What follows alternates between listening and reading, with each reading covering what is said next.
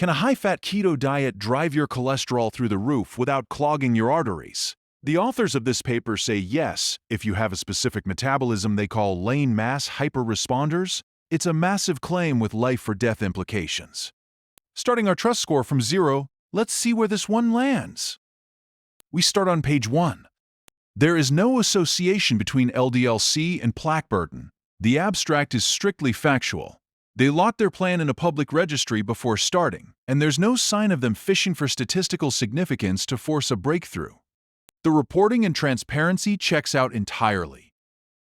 Jumping to page 3, the visuals follow suit. Figure 1 plaque scores. The charts are cleanly drawn with no deceptive zoom or cutoff axes.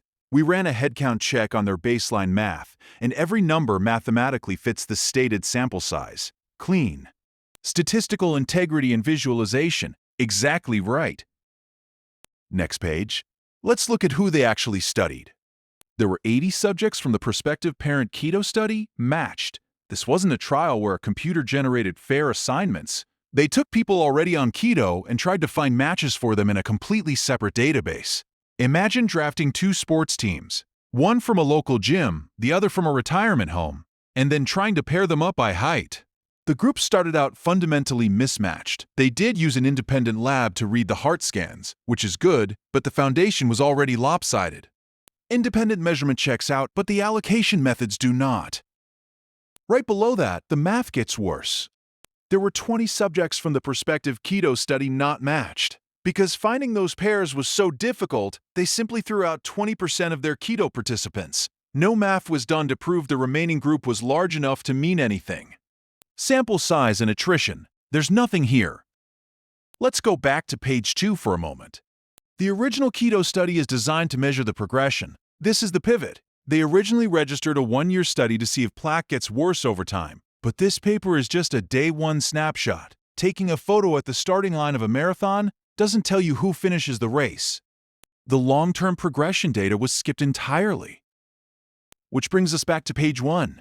Matthew J. Budoff. The senior author is highly credentialed, and this was published in a top-tier cardiology journal. But journal prestige doesn't check bank accounts. Public databases show he's built a career heavily subsidized by the pharmaceutical and medical device industries, totaling over $8 million. The venue legitimacy checks out, but the independent story gets complicated.